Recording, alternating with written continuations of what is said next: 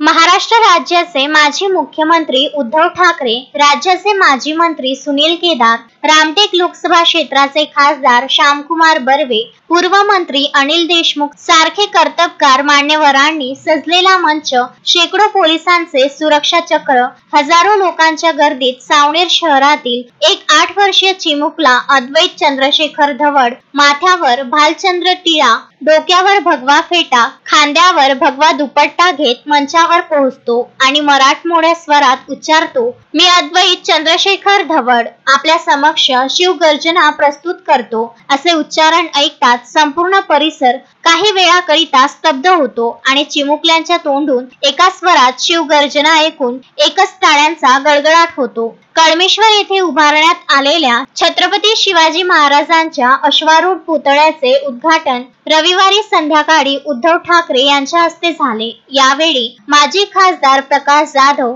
खासदार संजय राऊत, काँग्रेसचे रामटेकचे खासदार श्यामकुमार बर्वे, शिवसेनेचे आमदार भास्कर जाधव, मिलिंद नार्वेकर, माजी मंत्री सुनील केदार, हर्षल काकडे, उत्तम कापसे आदींची उपस्थिती होती. या प्रसंगी उपस्थित सर्व मान्यवरांच्या उपस्थितीत अद्वैतद्वारे गायलेल्या शिवगर्जनेचे कौतुक, आयोजनाचे उद्घाटक राज्याचे माजी मुख्यमंत्री उद्धव ठाकरे, प्रमुख उपस्थिती सुनील केदार, खासदार श्यामकुमार बर्वेसह उपस्थित सर्व मंडळीने नावाप्रमाणे 8 वर्षीय कुमार अद्वैत धवड यास पुष्पगुच्छ देऊन कौतुक करत त्याला भरभरून आशीर्वाद दिला.